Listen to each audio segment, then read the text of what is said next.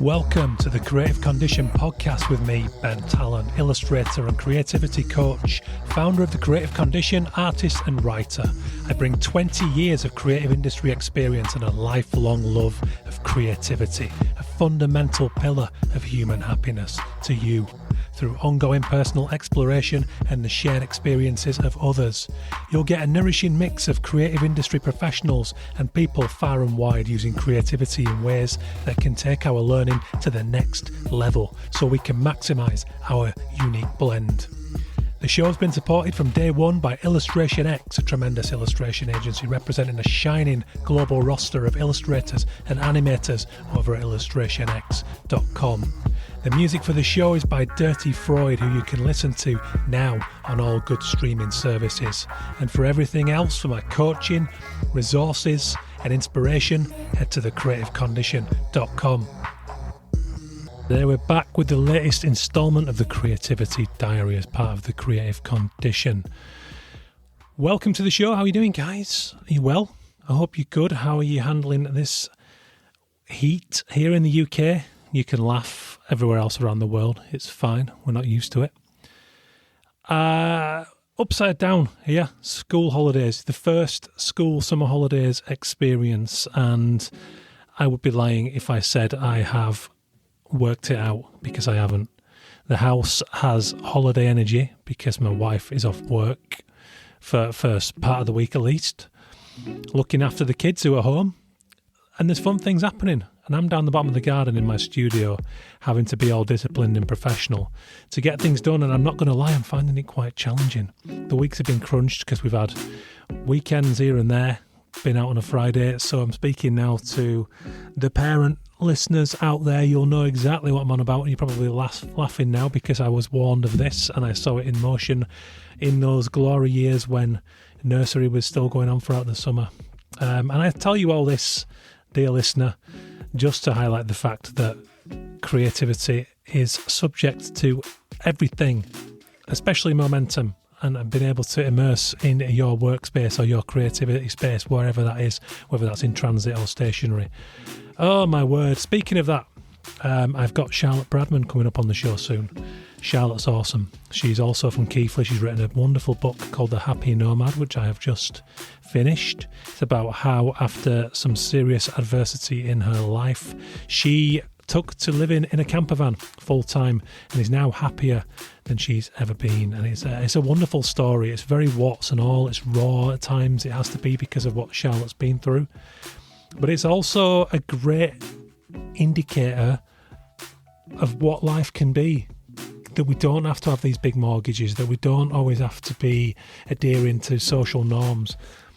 And I say that as a parent of two with bricks and mortar and a mortgage, and I'm not getting a van anytime soon to live. But one day, who knows? And it's just a reminder that there is another way, if that's right for you. Because I just think financial pressure is so acute at the moment with all the turmoil in the world, the transformation in our industry. I felt it, I feel it all the time. You'll know about that when I read these diary posts. There's been new bouts of anxiety. It's something I've been struggling with more this year than I ever have in the past, even though I've always had those tendencies. Having a overthinking brain, you know.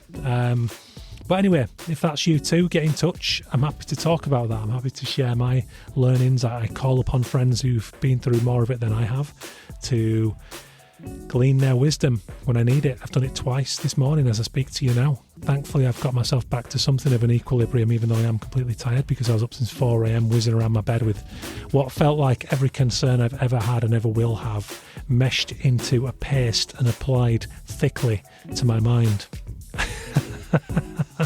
Oh dear. Anyway, I've had some nice bookings for my pit stop session recently, the coaching through the Creative Condition. I would love to work with you. If you are at a crossroads, you just need some guidance or some external input, we will work through your entire makeup of creativity. That's everything from environment to mischief to your sense of humour, hormones if needed. We'll look at chores, we'll go through all of it, we'll look at the big stuff, hopes, fears and dreams, your vision. If you don't have a vision, we can help you make one. It's a great process, it's one-to-one, it's very intimate, it takes between 3 and 4 hours, and then I go away, spend about 5 to 6 hours working back through that and writing extensive notes of recommendation to get you on your way. So if that sounds appealing to you, get in touch. Like I said, a couple more bookings, there's a few more coming in now for the autumn. We're getting into that time of year when the nights get a little darker and we start to reflect. I hear you, I feel you, I can help you. Get in touch. Anyway, that's it for now. Let's get into the diary, the latest entries. 8th of April. No, 4th of August. There you go. Bad night's sleep. 4th of August 2025. Horrible this. I was outside a pub in London with Simon Dixon the other week. Simon and I enjoyed time spent talking for my podcast and during occasional pop-ins to the Dixon Baxi office. But following their week's sabbatical with the Think Paradiso team, we finally found time to talk about life in general. We got into our roots, growing up in relative scarcity in Yorkshire and how that shapes you as you enter the creative industry. That can be both good and bad, but awareness of it is important to avoid having your perception of self shaped by others. It's a common topic that comes up when I coach my clients. Simon made a valuable observation that while I'd illustrated for 18 years, if you had to define me, it wouldn't be as an illustrator, but as a storyteller. It's something I realised as my path veered off into many disciplines, such as writing and interviewing, which illuminated me just as much. Growing up in Keighley in the 1980s, early 90s meant I was surrounded by a litany of live-action cartoon characters, and local law was strong. I've seen some run and hide from such origins, but I've always used it in my artistic voice. As I travelled around, fortunate enough to go to university, I looked for such traits and rich tales in others. In Preston, I met Andrew Lewis, and always adored the thick central Lancashire accent. So when I wrote and published Your Mum and Other Stories from the Back Streets of Britain, I thought a nice launch campaign would be to round up a broad spread of friends and peers with great accents who embrace their roots to read story excerpts. Andy was a perfect fit because we shared a warped fascination with the underbelly of the towns we were raised in. This level of filth, of course, only works for some, but that's the glory of storytelling. It comes with infinite possibilities and must be hewn from the personality, lived experience, and the tastes of its author.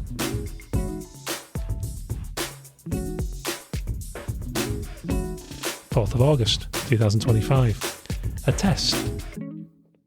I've made progress with my thoughts. The first half of 2025, like many of the years of this decade, came with challenges. Mental health challenges. Nothing too severe, but the unwelcome and too frequent presence of anxiety had to be dealt with. Think big. Climate, war, the notion of death. New parenthood fatigue and overwhelm with a badly managed buffet of creative endeavours left me vulnerable. I've studied cognitive patterns, talked to burnout coaches, anxiety specialists who've suffered more than I have, and read books. It's all helped. Theory helping me to practice a greater degree of curation of my thoughts and my responses to them. Then think small. An unexpected assault in the form of a spoiled wrestling match. How pathetic, but how real. School days in the late 1990s were minefields for this. The internet was not yet here, so those of us who could not afford Sky TV and those who were not allowed to stay up late to watch the US broadcast of a big show would spend the day creeping around, covering ears in a futile effort to save the outcome of matches that were built on months-long storylines until we got home to watch the recording in purity. Today it's so much harder. Any online activity is fraught with risk, and I hit play on what I think is the Not Sam Wrestling SummerSlam Night 1 review podcast, only to hear him reel off the result of the main event of Night 2 before I can scramble for the pause button. Rage I seldom feel bubbles, spits, then rolls up and out of my face like a volcano eruption. I genuinely release a primal scream with my head back on my shoulders, followed by a torrent of expletives.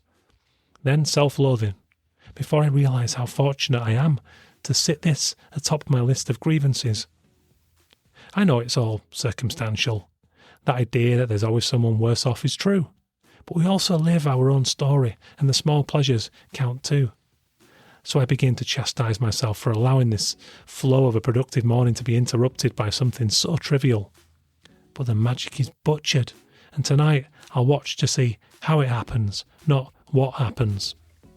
As pathetic as this is, I begin to step aside from my thoughts and watch them, neutralise them. A tactic psychologists and experts will help you learn in order to manage an unruly toddler of a mind. Slowly they're calm, and it's not so bad. Disappointing, not bad. Clearly there is work to be done, but I stopped short of marching from the garden studio into the house to tell my wife of this trauma. There's maturity in that, even if my fellow wrestling fan brother does get the thick end of it over WhatsApp. 12th of August 2025. It was fine until 3:58am when my little lad needed a piss. This is progress, better than the wet beds of just a few months ago, but there was residual anxiety in my gut and it kicked up when I laid back down. And that was it. A massive ladle full of worry soup, everything from mortality to a remembered and potentially missed vet appointment. They charged for those and all. I called a friend this morning because I'd levered myself up to a workable energy, but still felt extremely fragile, and a friendly voice who knows what it's like to live with this kind of loopy brain was required. He helped and assured me we'll get there. Coming off the phone I felt vacant and now had to confront a swollen to-do list, some of which requires using my brain and my creativity. I said it recently, there is value in adversity, but it's not sustainable to create over a longer period while under siege. In that moment, I didn't know where the resilience to create was going to come from. But 3 nice things happened that showed me. The first task was to pop into the local computer repair shop.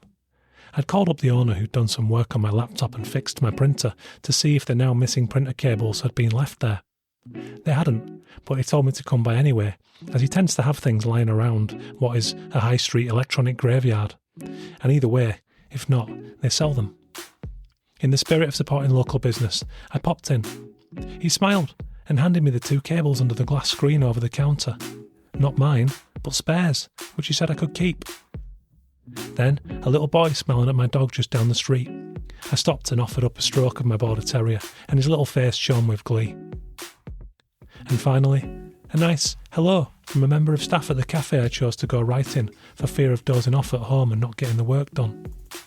By the time I sat down upstairs, a seed of optimism and acceptance has sprouted and begins to wind around that horrible lingering belly full of nerves, and I'm able to create. Thank you guys, that is the latest of the Creativity Diary over at thecreativecondition.com/the diary if you want to read more and all the backlog, the archive of this stuff, which I love writing. I must admit, it's great catharsis to get this stuff down. If you relate to that, especially the anxiety, the school holidays, the crazed mindset of someone who's coming off a period of anxiety and feeling like things will never be right again, but just stumbling upon something that reminds you that this passes, this too will pass, that's the phrase, isn't it? And it does, if you fight for it, if you can find the resilience. It's not, as you would have heard on Wendy Dignan's episode, which I hope you've listened to by now, Wendy being a psychologist who specialises in anxiety, you realise that, to her point, this does not mean you are broken, does not mean it will last forever. You will come out the other side, and the better you get at understanding your thought processes and knowing your mind and when to step in, the sooner we get over the worst of things like anxiety. And I'm very much in training. As I found out last night, still totally susceptible to it. But it's an ongoing battle. I will share what I learn. I speak to people with more experience of it than me when I need to. I'll suggest you do the same. And to my point about the hello in the coffee shop, it was lovely. It was really nice, and the little boy's face, and the kindness of the guy in the computer shop who could have sold me his products but instead just gave me the cables for free. How lovely. It goes on. Heavy stuff going on in the world, but one step at a time. Rebellious niceness. There you have it, guys. Big thank you to the founding sponsor of the show, illustrationx.com. Thank you all as ever for listening. Welcome if you're new to the show. Please do, if you enjoyed it, take the time to tell a friend the show exists and that they might be into it. If you want something more one-to-one and more bespoke, get in touch with me via thecreativecondition.com/coach to discuss my pit stop session and my coaching programs. I work longer term too. We always start with a pit stop. So let me know. What do you think? If it's for you, get in touch. Let's do a session as we get into the autumn and we all need to pivot. We all need to find the humanity in our work as automation gets scarily good. So give me a shout. We could do something. Cheers for listening, guys. Have a wonderful week. Take care.